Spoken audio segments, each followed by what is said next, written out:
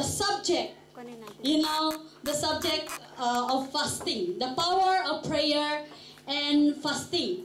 In Matthew chapter 6, go down quickly to verse 16 to 18. And shall we read the word of God together? It's here, in the PowerPoint.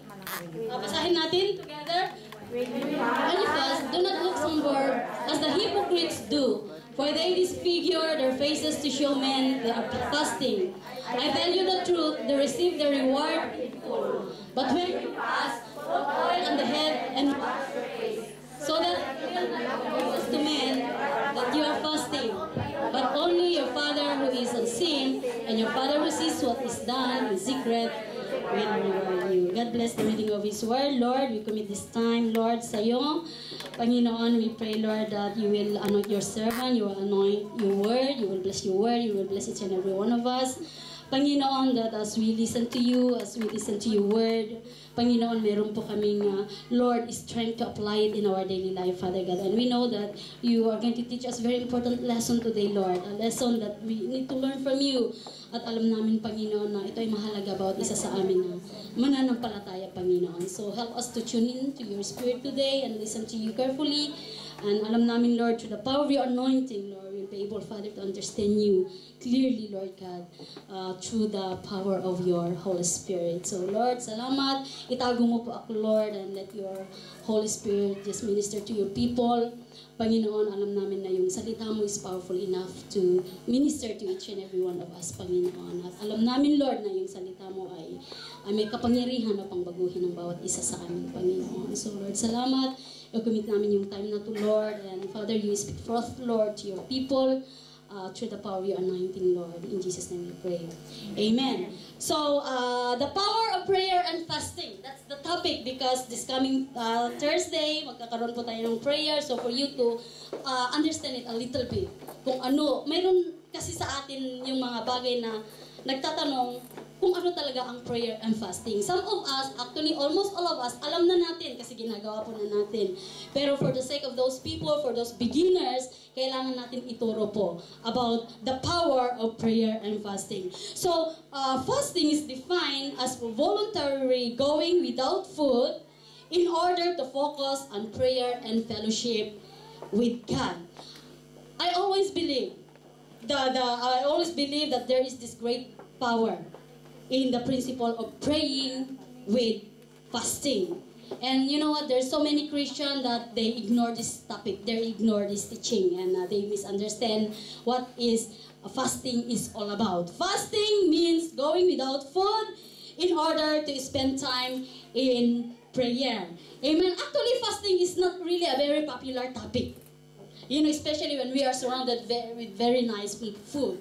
I mean, here in Madrid, you know, we are so blessed because there's so many food around us. You know, paglabas mo na lang dito sa city na to, may dawok, may beefs, may Fridays, you name it, we have it just around the corner. And fasting is not really a very popular topic. You know, and if we know there's a lot of people that they are programmed to eat 3 meal a day, di ba? Tayo 3 meal a day ba?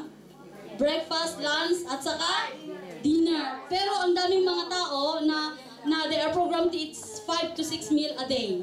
Sa Pilipinas, ang bilis po. Kasi pag umuwi po ako 6 meal a day. May breakfast, may brunch, may lunch, may tea, may dinner, may supper. So ang bilis. Tatlong araw mo na lang hindi nakasya yung mga damit natin.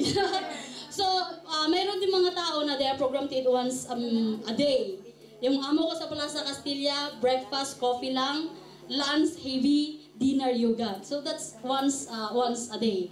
And marami din mga tao na kumakain pala ng almusal, iniisip na nila kung anong kakainin ng lunch at saka dinner. Di ba?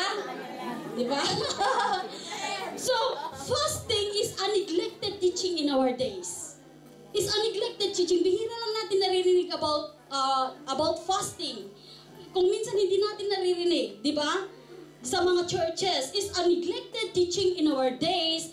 But the Bible has so much to say about fasting. In fact, if you take a look in the New Testament, sa Bible, in the New Testament, it mentioned, yung fasting mentioned more than repentance and confession. Jesus talks about fasting more than water baptism and Lord's Supper. In fact, actually, if you read the Bible, Jesus talks about the power that's been released, when power and fasting is being combined. So if Jesus is teaching us such a very powerful, such a very important topic this morning, surely you and I, we must take heed to it. Amen? So I want to share with you three things this morning.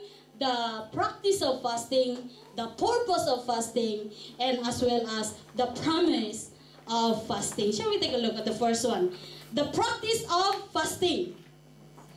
When Jesus spoke about fasting, he say, when you fast. He did not say, if you fast. So Jesus is assuming that all of us, we fast. And if we take a look at the Word of God sa chapter 6 ng Book of Matthew, basahin natin maigi. Sa Matthew chapter 6, Jesus speak about three acts of righteousness. Basahin natin pag-uwi natin. Jesus speaks about three acts of righteousness. Isa po is prayer, pangalawa po is giving, pangatlo po is fasting. Basahin natin pag-uwi natin. Jesus speak about three acts of righteousness which are giving, praying, and fasting. We all give, we all pray, but not all of us, we fast. You see? So Jesus, when Jesus was talking about fasting in this context, in Matthew chapter 6, Jesus is assuming that all of us, we fast just as we pray and give. So this is something that expected by Jesus but neglected by us. You see, some fasting is to begin with is actually a good thing. It's a good thing because it gives a lot of physical benefits. In fact, it gives a lot of physical benefits, to fasting. According to World Health Net, it shows that fasting can reduce the risk of cancer, diabetes, insulin resistance, immune disorder, and more generally, ladies, pakinggan nyo to. And more generally, the slowing of the aging process. Wow! Kaya pala nung 2 years ago, ang tatanda ang mga mukha. Tingnan niyo yung mga picture natin 2 years ago. Di ba ang tatanda natin? Mas bata tayo ngayon, no? Mas matanda ang mukha natin noon, pero ngayon, mas bata tayo ngayon, di ba? 2 years ago, pero ngayon, tingnan niyo, natagdagan yung edad, pero yung mga mukha nga natin, mas bumata pa. Amen? So, better, mas maganda kaysa sa facial. Huwag na tayong magpa-facial. So, ito pala ang secret. So, the slowing of the aging process. So, why? Why? It is because when we fast, there's a lot of toxin that are being eliminated from the body, so the body benefits, and the body is being strengthened when we fast. And it's not only a good thing, it is a God thing. Because you know why? This is a powerful weapon that God has given us. A very powerful spiritual weapon that God has given us, that through fasting, we can experience, more of God and more of His power upon our lives and upon our situation. So, this is a very powerful weapon that God has given us.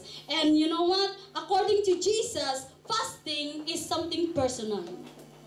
Fasting is something personal. It is between you and God, that you don't have to go around announcing, broadcasting how many meal you are fasting.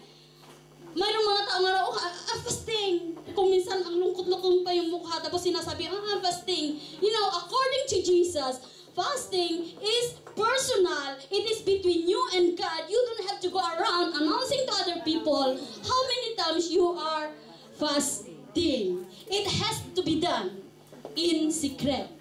It has to be done in secret. And it is positive.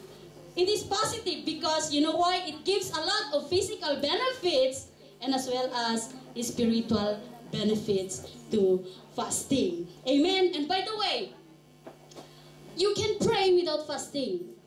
We all pray, right? But you cannot fast without prayer. Make sure that if you fast, it accompanied by prayer. Maraming mga tao nagfa-fasting. Ako the whole day nagfa-fasting. No meditation of the Word of God. Wala naman prayer. That is not fasting. That is called dieting. Hindi po yun ibig sabihin ng fasting. You are fasting. You are not eating the breakfast hanggang dinner, pero wala ka naman prayer. So, mean to say, hindi ka nagpa-fasting. That is dieting. Dieting at saka starving. So, make sure that if you fast, it accompanied by prayer. Amen? So, when we fast, we need to set a certain time, to come into the presence of God and seek the face of God. Meron tayong time na para mag-spend po tayo sa presensya ng ating Panginoon. At fasting po is not an easy practice. Fasting is not an easy practice. At saka, hindi lang, this is something that we don't enjoy to do it. I don't enjoy it. To be honest, I don't enjoy fasting. I love eating. Look at me. I love eating, but I need to fast. Because you know why? I need the power of God. I need the anointing of God. I need more of God. It's not because I don't like. It's not because it's so difficult to practice.